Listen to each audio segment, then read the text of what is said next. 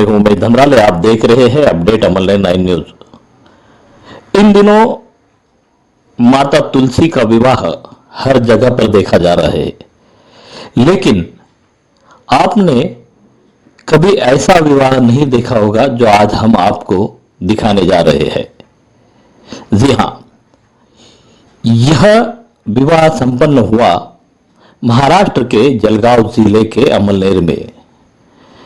अमलनेर एक ऐसा स्थल है जो वारकरी संप्रदाय का बहुत बड़ा केंद्र माना जाता है। इसे प्रति पंढरपुर के नाम से भी जाना जाता है। इसी अमलनेर में विश्व का दूसरा मंगल ग्रह का मंदिर है। यह अति प्राचीन मंदिर अमलनेर से महज 2 किलोमीटर की दूरी पर चोपड़ा रास्ते पर स्थापित है। विश्व में मंगल ग्रह के सिर्फ 2 मंदिर बताए जाते हैं, जिनमें से एक कलकत्ता में है और दूसरा अमलनेर में।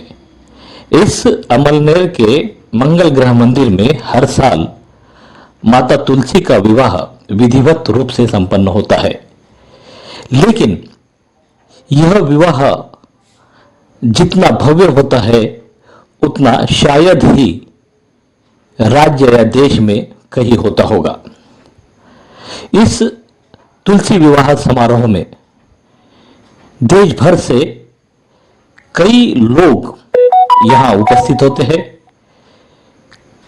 कुछ पूजा में शामिल होते हैं, तो कई लोग देश विदेश से ऑनलाइन भी जुड़ते हैं। तो आज हम अमलनेर के इसी मंगल ग्रह की तुलसी विवाह का समारोह आपके लिए लेकर आए हैं।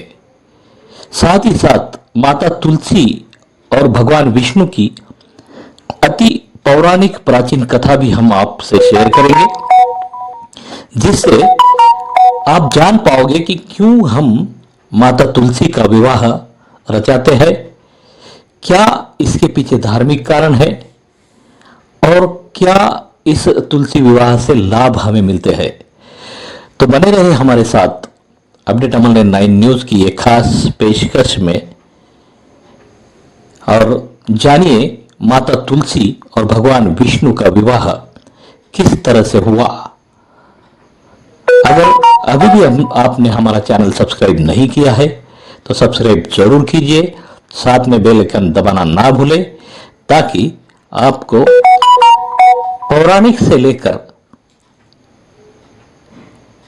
प्राचीन इतिहासों की कथाएं भी न्यूज के साथ में मिल सके। जय हिंद। दर्शकों, आपने भगवान विष्णु से जुड़ी कई कथाओं के बारे में सुना होगा, जिसमें उन्होंने कई अवतार लेकर तीनों लोगों को अधर्म तथा अत्याचारों से मुक्ति दिलाई। परंतु आज मैं आपको भगवान विष्णु से जुड़ी एक ऐसी कथा के बारे में बताने जा रहा हूं, जिसके बारे में आप कल्पना भी नहीं कर सकते।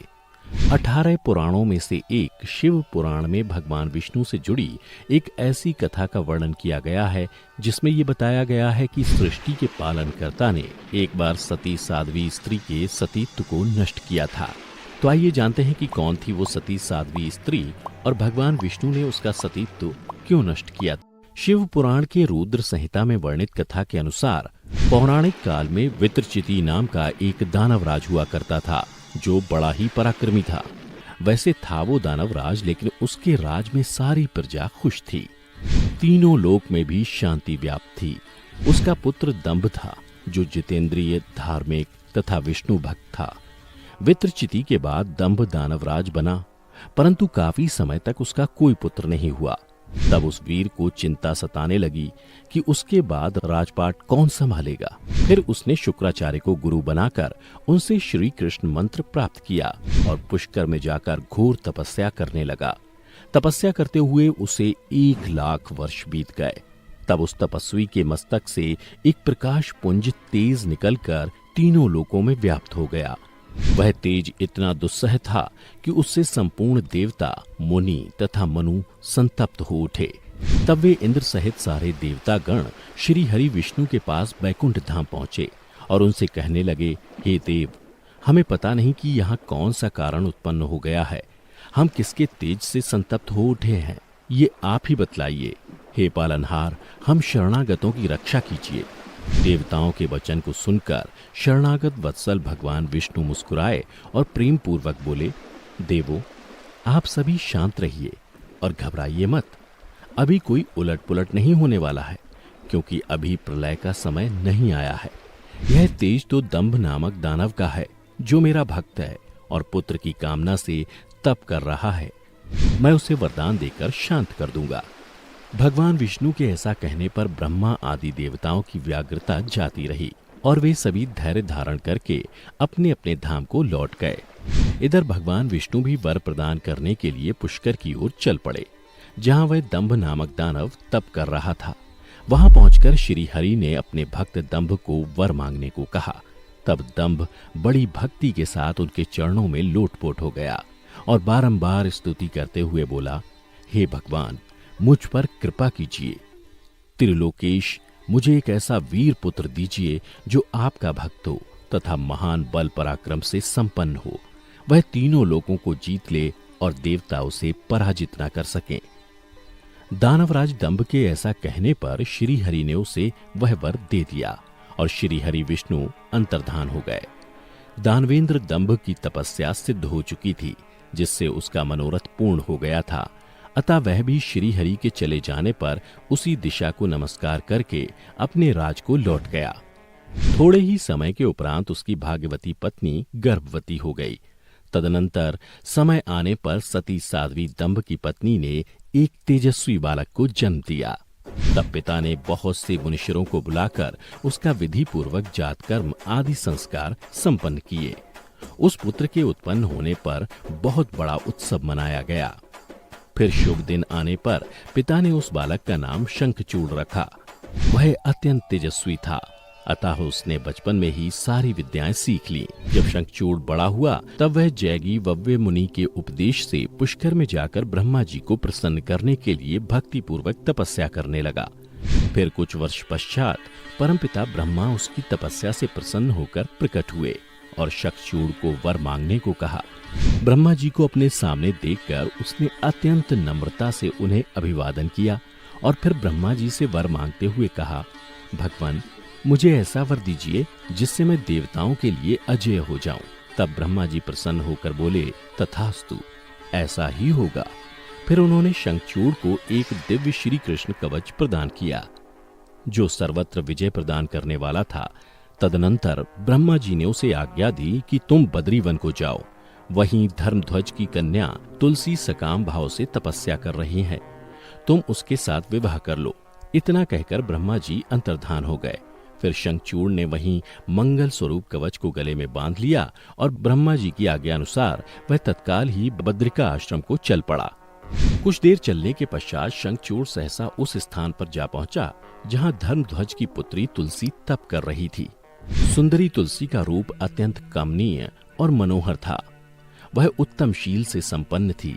उस सती को देखकर शंखचूड़ उसके समीप ही ठहर गया और मधुर वाणी में उससे बोला, सुंदरी, तुम कौन हो? किसकी पुत्री हो? तुम यहाँ चुपचाप बैठकर क्या कर रही हो? शंखचूड़ के ये मधुर वचन सुनकर तुलसी ने कहा, मैं धर्मध्वज की तपस्विनी कन्या हूँ और यहाँ तपोवन में तप कर रही हूँ। आप कौन हैं? सुखपूर्वक अपने अभीष्ट स्थान को चले जाइए, क्योंकि नारी जाति ब्रह्मा आदि को भी मुंह में डाल देने वाली होती है। तब शंखचूड़ ने कहा, हे सुंदरी, क्या तुम मुझे नहीं जानती हो अथवा तुमने कभी मेरा नाम नहीं सुना है? अरे, देवताओं में भगदड़ डालने वाला शंखचूड़ मैं ही हूं। पूर्व काल में मैं श्री हरि का पार्षद था। मेरा नाम सुदामा गोप था। इस समय मैं राधिका जी के शाप से दानव शंखचूड़ होकर उत्पन्न हुआ हूं।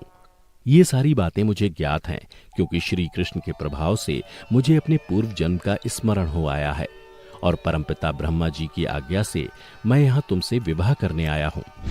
जब दानवराज ने आदर पूर्वक तुलसी से ऐसा सत्य वचन कहा, तब वह परम प्रसन्न हुई और मुस्कुराकर कहने लगी, भद्र पुरुष, आज आपने अपने सात्विक विचार से मुझे पराजित कर दिया। फिर तुलसी उसे वेदोरक्त उपदेश देने लगी। उसी समय वहां ब्रह्मा जी प्रकट हुए और कहने लगे, शंखचूड़, तुम इसके साथ क्या व्यर्थ में वाद विवाद कर रहे हो? तुम गंधर्व विवाह की विधि से इसका पाणी ग्रहण करो, क्योंकि निश्चय ही तुम पुरुष रत्न हो और तुलसी सती साध्वी नारियों में रत्न स्वरूपा है। ऐसी दशा में निपुण का निपुण के साथ समागम गुणकारी ही होगा। फिर ब्रह्मा जी ने तुलसी से कहा, सती साध्वी तुलसी, तुम ऐसे गुणवान कांत की क्या परीक्षा ले रही हो? ये तो देवताओं, असुरों तथा दानवों का मान मर्दन करने वाला है।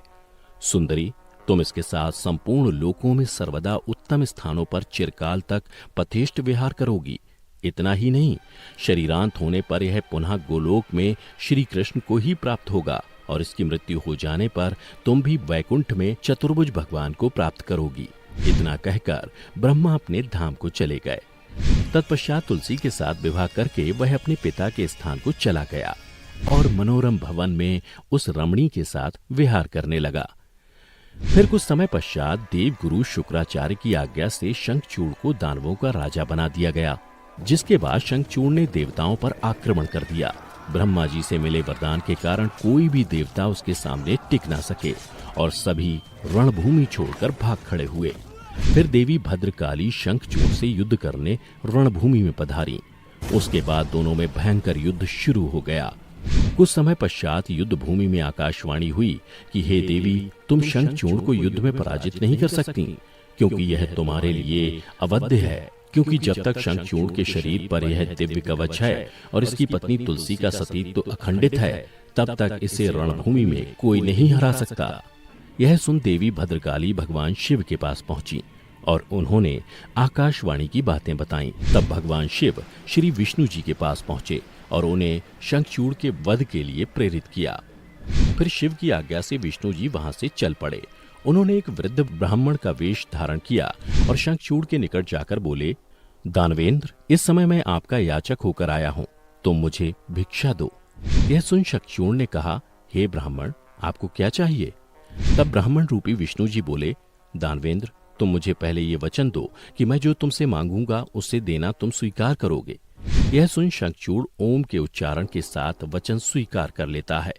तब भगवान विष्णु रूपी ब्राह्मण ने छल पूर्वक कहा, मैं तुम्हारा कवच चाहता हूँ। यह सुनकर दानवराज शंखचूड़ ने वह दिव्य कवच जो उसे प्राण के समान प्रिय था उस ब्राह्मण को दे दिया। इस प्रकार श्री हरि ने माया द्वारा उससे वह कवच ले लिया और फिर शंखचूड़ का रूप धारण करके देवी तुलसी के पास पहुंचे। वहां पहुंचकर उन्होंने तुलसी के महल द्वार के निकट नगाड़ा बजाया और जय जयकार से सुंदरी तुलसी को अपने आगमन की सूचना दी। उसे सुनकर सती साध्वी तुलसी ने पति रूप में आए हुए भगवान का पूजन किया, बहुत सी बातें की, तदनंतर उनके साथ रमन किया। किंतु कुछ समय रमन करने के पश्चात देवी तुलसी के मन में संदेह उत्पन्न होने पर वह शंखचूड़ रूपी विष्णु जी से पूछने लगी, तुम कौन हो? दुष्ट, मुझे शीघ्र बतला कि माया द्वारा मेरा उपभोग करने वाला तू कौन है? तूने मेरा सतीत्व नष्ट कर दिया, अतः मैं अभी तुझे शाप देती हूँ। उसके बाद तुलसी का वचन सुनकर श्रीहरि अपने वास्तविक रूप में आ गए। तब उनका रूप देखकर तुलसी ने लक्षणों से पहचान लिया कि ये साक्षात विष्णु है, परंतु उसका पतिवृत्य नष्ट हो चुका था। इसलिए वह कुपित होकर विष्णु जी से कहने लगी, हे विष्णु, तुम्हारा मन पत्थर के सदृश कठोर है, तुम में लेश मात्र भी दया नहीं। मेरे पति धर्म के भंग हो जाने से निश्चय ही मेरे स्वामी मारे गए। चूंकि तुम पाषाण सदृश कठोर, दया रहित और दुष्ट हो, इसलिए अब तुम मेरे शाप से पाषाण स्वरूप ही हो जाओ। इतना कहकर शंखचूड़ की वह सती साध्वी पत्नी तुलसी फूट फूट कर रोने लगी और शोकाकुल होकर विलाप करने लगी। इतने में वहां भक्त वत्सल भगवान शंकर प्रकट हो गए और उन्होंने तुलसी को समझाते हुए कहा, देवी, अब तुम दुख को दूर करने वाली मेरी बात सुनो और श्री हरि भी स्वस्थ मन से उसे श्रवण करें, क्योंकि तुम दोनों के लिए जो सुखकारक होगा वही मैं कहूंगा। भद्रे, तुमने जिस मनोरथ को लेकर तप किया था उसी तपस्या का फल है। भला वह अन्यथा कैसे हो सकता है? इसलिए तुम्हें उसके अनुरूप ही फल प्राप्त हुआ है। अब तुम इस शरीर को त्याग कर दिव्य देह धारण कर लो और लक्ष्मी के समान होकर नित्य श्री हरि के साथ वैकुंठ में विहार करती रहो। तुम्हारा यह शरीर जिसे तुम छोड़ दोगी वह नदी के रूप में परिवर्तित हो जाएगा। वह नदी भारतवर्ष में पुण्य रूपा गंडकी के नाम से प्रसिद्ध होगी। महादेवी, कुछ काल के पश्चात मेरे वर के प्रभाव से देव पूजन सामग्री में तुलसी का प्रधान स्थान हो जाएगा। सुंदरी, तुम तुम स्वर्ग लोक में, मृत्यु लोक में तथा पाताल में सदा श्री हरि के निकट ही निवास करोगी और पुष्पों में श्रेष्ठ तुलसी का वृक्ष हो जाओगी। तुम वैकुंठ में दिव्य रूप धारिणी वृक्षाधिताश्री देवी बनकर सदा एकांत में श्री हरि के साथ क्रीड़ा करोगी। उधर भारतवर्ष में जो नदियों की अधिष्ठात्री देवी होगी वह परम पुण्य प्रदान करने वाली होगी और श्री हरि के अंशभूत लवण सागर की पत्नी बनेगी तथा श्री हरि तुम्हारे शापवश पत्थर का रूप धारण करके भारत में गंडकी नदी के जल के निकट निवास करेंगे। वहां तीखी दाढ़ों वाले करोड़ों भयंकर कीड़े उस पत्थर को काटकर उसके मध्य में चक्र का आकार बनाएंगे। उसके भेद से वह अत्यंत पुण्य प्रदान करने वाली शालग्राम शिला कहलाएगी और चक्र के भेद से उसका लक्ष्मी नारायण आदि भी नाम होगा। विष्णु की शालग्राम शिला और वृक्ष स्वरूपिणी तुलसी का समागम सदा अनुकूल तथा बहुत प्रकार के पुण्यों की वृद्धि करने वाला होगा। भद्रे, जो शालग्राम शिला के ऊपर से तुलसी पत्र को दूर करेगा उसे जन्मांतर में स्त्री वियोग की प्राप्ति होगी तथा जो शंख को दूर करके तुलसी पत्र को हटाएगा वह भी भार्याहीन होगा और 7 जन्मों तक रोगी बना रहेगा। जो महाज्ञानी पुरुष शालग्राम शिला, तुलसी और शंख को एकत्र रखकर उनकी रक्षा करता है वह श्री हरि का प्यारा होता है।